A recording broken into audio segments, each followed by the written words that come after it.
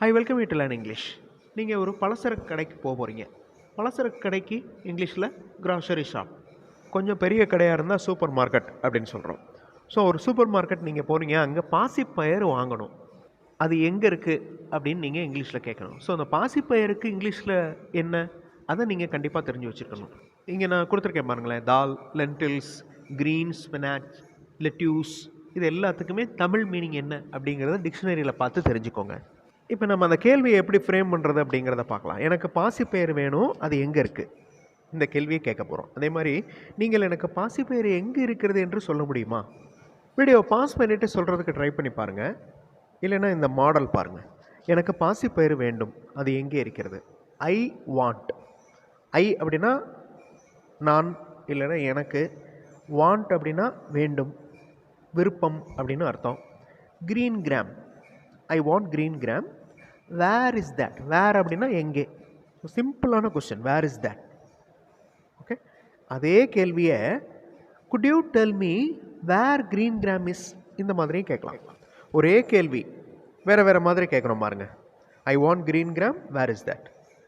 Good you tell me where green gram is, or where is green gram. இந்த மாதிரியும் ஷார்ட்டாக முடிச்சிடலாம். Where is green gram, green gram எங்கே இருக்கிறது? எனக்கு சில பஸ் டீட்டெயில்ஸ் பற்றி தெரியணும், அதை எனக்கு சொல்ல முடியுமா? நீங்கள் அதுக்கு ஹெல்ப் பண்ண முடியுமா? இது எப்படி இங்கிலீஷில் கேட்குறது? நீங்கள் ட்ரை பண்ணி பாருங்கள் உங்களால் முடியுதா அப்படின்னு. அதுக்கு முன்னாடி I welcome you to the channel சென்டாக்ஸ். உங்களுடைய இங்கிலீஷ் கம்யூனிகேஷன் ஸ்கில் டெவலப் பண்ணுறதுக்கு வீடியோஸ் அப்லோட் பண்ணிட்டு வரேன். ப்ராக்டிஸ் பண்ணிட்டே இருங்க, கண்டிப்பாக டெவலப்மெண்ட் இருக்கும். Now look at these questions. Video pause பண்ணிவிட்டு ட்ரை பண்ணி பாருங்கள். கிராமர் மிஸ்டேக் இருந்தாலும் பரவாயில்ல, சென்டென்ஸ் சரியாக ஃப்ரேம் பண்ண முடியல அப்படின்னாலும் பரவாயில்ல, ட்ரை பண்ணால் தான் எந்த இடத்துல நம்மளுக்கு மிஸ்டேக் வருது அப்படிங்கிறது தெரியும். சிம்பிளாக யோசிச்சிங்கன்னா உங்களால் ஈஸியாக சென்டென்சஸ் ஃப்ரேம் பண்ண முடியும். விவரங்கள் தேவைப்படுகிறது. I want. வாண்ட் அப்படின்னா வேண்டும். ஐ நீட் அப்படின்னா தேவை. I need some bus details. I want some bus details. உங்களால் எனக்கு உதவி செய்ய முடியுமா? Could you help me. அவ்வளோதான். இந்த கொஸ்டினை நல்லா ஞாபகம் வச்சுக்கோங்க. இந்த குட் அப்படிங்கிறது ரொம்ப பணிவாக கேட்குறது. Could you help me, could you give me a pen, எனக்கு பேனா கொடுக்க முடியுமா? Could you give me money, எனக்கு பணம் கொடுக்க முடியுமா? So could you help me to collect that details, அந்த விவரங்களை எனக்கு சேகரித்து சொல்ல முடியுமா? இந்த மாதிரி இந்த குட் யூ அப்படிங்கிற இந்த ரெண்டு வார்த்தைகளை வச்சுக்கோங்க. இந்த ஹெல்ப் அப்படிங்கிற வேர்பை நீங்கள் ரீப்ளேஸ் பண்ணி பாருங்கள். குட் யூ ஆஸ்க் மீ, என்கிட்ட கேட்க முடியுமா? குட் யூ டெல் மீ, என்கிட்ட சொல்ல முடியுமா? குட் யூ கிவ் மீ, எனக்கு கொடுக்க முடியுமா? இந்த மாதிரி. இப்போ நீங்கள் எனக்கு ஹெல்ப் பண்ண முடியுமா? Could you help me. அந்த நீங்கள் அப்படிங்கிறதுக்கு மேலே அவர் அப்படின்னு வச்சுக்கிறோம். அவருக்கு இங்கிலீஷில் என்ன? He. Good he help me, அவரால் எனக்கு உதவி செய்ய முடியுமா? Good he help me. Good she help me. இந்த மாதிரி மாற்றணும். ஓகே, அந்த மீ அப்படின்னா எனக்கு. ஓகே, இதுவே உங்களுக்கு அப்படின்னு வச்சுக்கிறோம். இன்னொருத்தருக்கு குட் யூ ஹெல்ப் ஹிம், அவருக்கு நீங்கள் உதவி செய்ய முடியுமா? Could you help him. Good you help my son, என்னுடைய மகனுக்கு நீங்கள் உதவி செய்ய முடியுமா? Could you help my friend, என்னோடய ஃப்ரெண்டுக்கு நீங்கள் ஹெல்ப் பண்ண முடியுமா? இந்த மாதிரி நவுனையும் வேர்பையும் சேஞ்ச் பண்ணி நிறைய சென்டென்சஸ் நீங்கள் முதல்ல எழுதணும். எழுத எழுத உங்களுக்கு அந்த ஸ்ட்ரக்சர் ஆட்டோமேட்டிக்காக மனப்பாடமாகும்.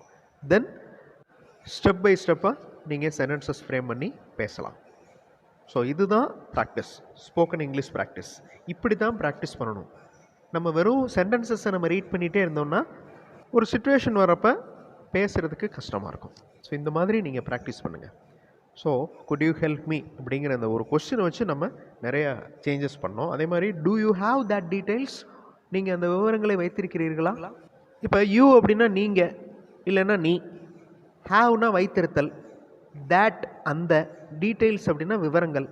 நீங்கள் அந்த டீட்டெயில்ஸ் வச்சுருக்கீங்களா அப்படிங்கிற கேள்வியை நம்ம அப்படியே டைரெக்டாக கேட்க முடியாது. அது வந்து ஒரு கேள்வியாக வராது. யூ ஹாவ் தட் டீட்டெயில்ஸ் அப்படின்னா அது ஒரு கேள்வி கிடையாது. யூ ஹாவ் தட் டீட்டெயில்ஸ், இது வந்து ஒரு நார்மலான சென்டென்ஸ். நீங்கள் அந்த விவரங்களை வைத்திருக்கிறீர்கள் அப்படின்னு அர்த்தமாயிடும். அப்போ அந்த கேள்வியாக மாற்றுறதுக்கு அந்த டூ அப்படிங்கிற வார்த்தையை கொண்டு வர்றோம். Do you have that details. இந்த யூ வர்றதுனால டூ அப்படிங்கிற வேர்ப் வருது.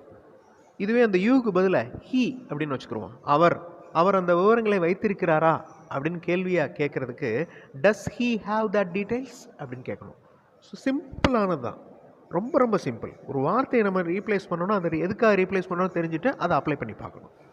அதே மாதிரி do you tell that details, அந்த ஹேவ் அப்படிங்கிற வேர்ப் எடுத்துகிட்டு டெல்ஸ் அப்ளை பண்ணுறோம்.